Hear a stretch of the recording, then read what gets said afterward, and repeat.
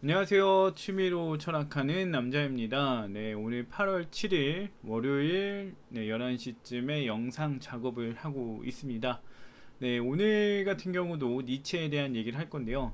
왜 니체에 대한 얘기를 하느냐, 다른 책 얘기를 왜 안 하느냐라고 할 수 있을 것 같은데, 일단 제가 읽는 모든 책의 구절이 사람들에게 의미 있을 것 같지 않다라는 생각이 들었어요.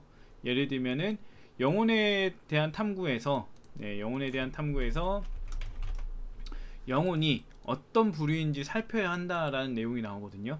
근데 사실 이거를 사람들에게 말하기에는 그렇게까지 재밌는 내용도 아닌 것 같고, 또 이제 이 부분을 읽을 때 어떻게 읽어야 하는가라는 방법론에 대한 얘기가 나오게 될 것 같은데, 그거는 이제 깊게 읽으려는 사람들, 내가 직접 그 영혼에 대하여를 읽을 건데 이 구절 해석을 어떻게 하는 게 좋을까, 이런 식으로 의문을 갖는 사람들 외에는 사실 의미가 없을 것 같은 거예요. 그래가지고 제가 어 지금 제가 읽는 게 그렇게 의미 있는 것 같진 않다라는 생각이 들었고요.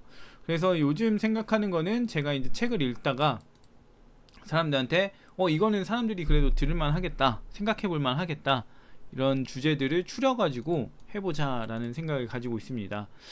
근데 이제 책을 그럼 뭘 가지고 할 거냐라는 문제가 생기는데, 아리스토텔레스의 영혼에 관여라는 책은 결과적으로 영혼에 대한 얘기들이 주로 이룰 거라 사람들이 과연 관심을 가질 게 있을까? 이런 생각이 들고, 플라톤의 책들도 좀 비슷했거든요. 그렇게까지 막 사람들이 관심 가질 만한 주제일진 몰라도 그걸 풀어가는 과정이 그렇게까지 사람들한테 흥미있는 내용은 아니었다. 그렇다 보니까 이제 이런 책들을 읽을 때는 이제 책을 읽을 때의 기술적인 면들, 독해와 관련된 기술적인 면들을 얘기하는 게 주가 될 건데, 그렇게까지 독해에 대한 테크닉을 보려고 하는 사람들이 많을까? 이런 생각이 들었어요. 반면에 이제 니체 같은 경우는 이제 사람들이 좋아할 만한 뭐 윤리적인 문제라던가 인간에 대한 성질 뭐 이런 것들을 얘기하니까 그나마 좀 이야기할 주제가 많이 있는 학자긴 하거든요. 그래서 니체를 할까 아리스토텔레스를 할까 이런 고민을 합니다. 뭐 아리스토텔레스도 읽다 보면은 뭐 구절 구절마다 재밌는 요소들도 있을 거기 때문에 하는 게, 많이 읽다 보면 뭔가 나올 거라는 생각은 드는데, 제가 이제 또 글을 쓰면서 글도 쓰고 이제 생각 정리도 하고 이렇게 하면서 하다 보니까 모르겠어요. 쉽게 접근하려면 니체인데 아리스토텔레스부터 하고 싶은 생각이 있어요. 그래서 뭔가 이걸 어떻게 할지 스케줄을 좀 고민해보는 시간이 필요한 것 같은데, 오늘은 일단 그런 얘기를 한 적이 없으니까 이전 앞에서, 그러니까 일단 니체를 하면서 시간을 벌고 좀 어떤 구성으로 할지 생각을 해봐야 되겠다, 이런 생각이 들었습니다. 아무튼 이렇게 해서 내용을 좀 얘기해봤고요. 오늘 볼 부분은 니체의 우상의 황혼, 이겁니다. 그래서 홀로 3절이고요. 우상의 황혼 3절이고, 이 부분을 한번 생각을 해보시는 게 좋을 것 같아요. 그나마 좀 재미있게 보려면은 이게 무슨 말일까 한번 생각을 해보는 게 좋기 때문에, 한번 보시면서 생각을 해보시고, 네, 그래서 이렇게 보면서 한번 생각하는 시간을 가져보세요. 일시정지해서 보셔도 되고, 한번 읽어드릴게요. 네. 홀로 살려면 사람들은 짐승이거나 신이어야만 한다 라고 아리스토텔레스가 말한다. 네. 여기에 빠져있는 세 번째 경우가 있다. 네. 짐승이면서 신 둘 다 되어야만 한다. 이 세 번째 경우에는 그렇다는 거죠. 그러니까 철학자가 이제 세 번째 경우에 해당이 된다라는 얘기로 볼 수 있을 것 같습니다. 어떤 식으로 의미를 풀어가야 될지 뭐 쉬운 내용이긴 해요. 어려운 내용은 아니기 때문에 한번 생각을 해보시고요. 이제 저는 정리를 한번 해볼게요. 일단 하나씩 보겠습니다. 홀로 살려면 사람들은 짐승이거나 신이어야 한다라고 했는데요. 일단 홀로 살다라는 거, 이게 뭔지부터 봐야 되겠죠. 홀로 산다는 거는 이제 사람들과 살지 못한다, 않는다, 뭐 이런 의미가 될 수 있는데, 이 홀로 사는 경우가 두 가지 경우로 생각을 해볼 수 있어요. 뭐 일단 뭐 우리가 생각하는 독거노인 이런 느낌이 아니라, 그냥 사람들로부터 이제 떨어져 지내는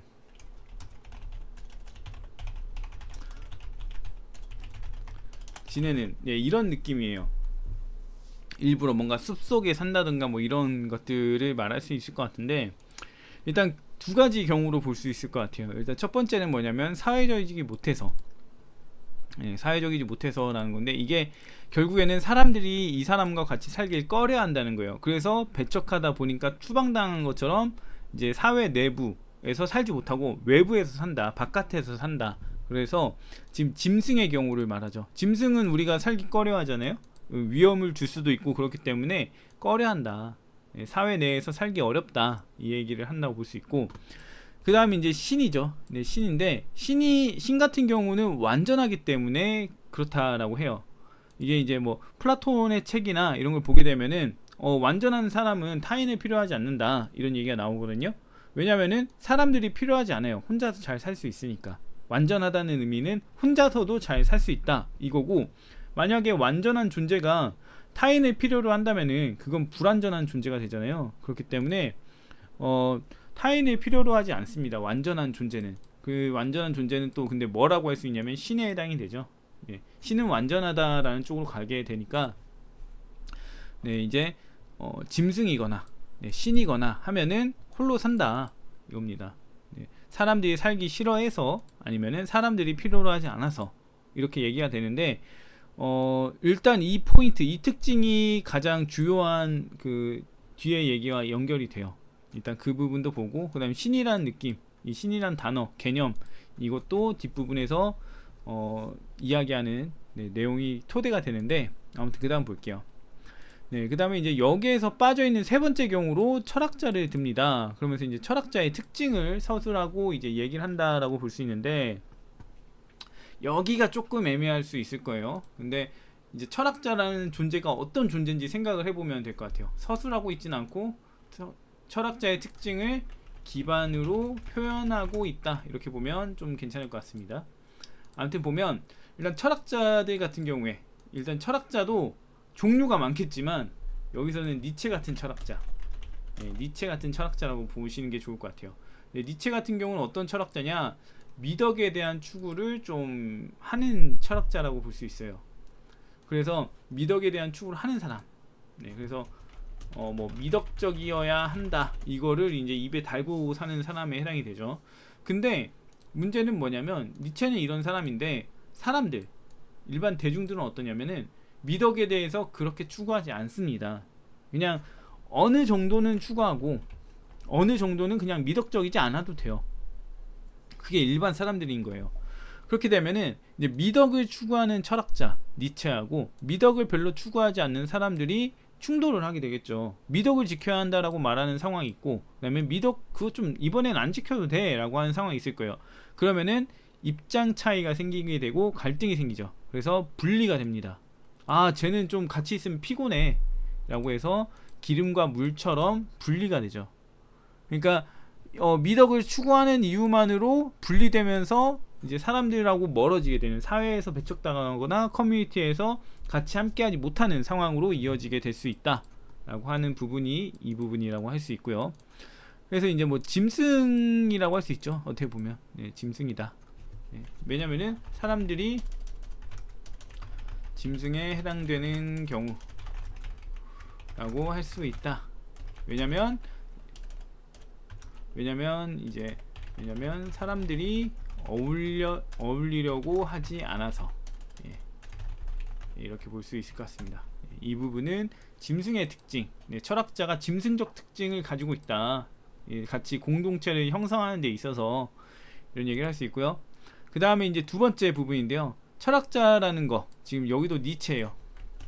네, 니체는 미덕을 추구하게 하면서 인간다운 인간이 되길 바라면서, 그 다음에 자기의 행복을 추구하는 사람이 되길 바래요. 그래서 이 두 가지 측면에서 얘기를 하는데, 자신의 행복을 추구하는 사람은 어떻게 되냐면은 뭐 교리나 사회 관습이나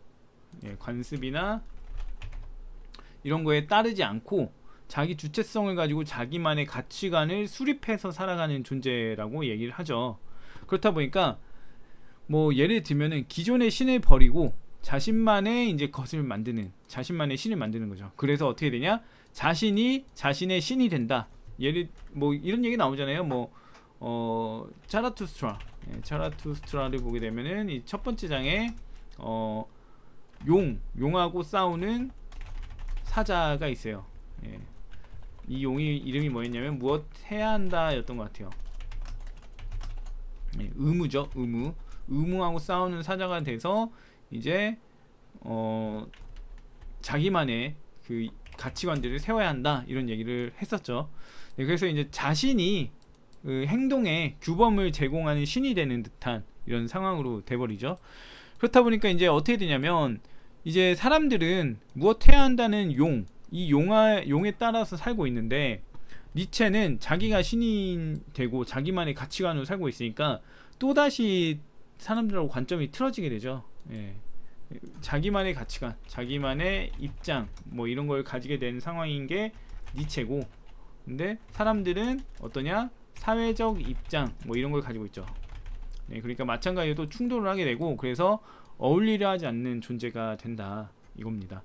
그래서 뭐 약간 그 좀 괜찮은 접근이긴 하죠. 네.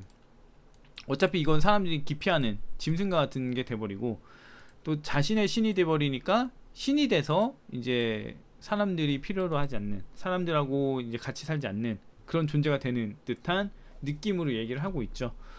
예, 아무튼 여기까지 하면 좋을 것 같네요. 예, 지금 사실 여기 밑에도 준비는 하긴 했거든요. 이 부분도 이제 생각으로 빨리 끝날 것 같다라고 하면서 준비하긴 했는데 오늘 여기까지만 해도 될 것 같네요.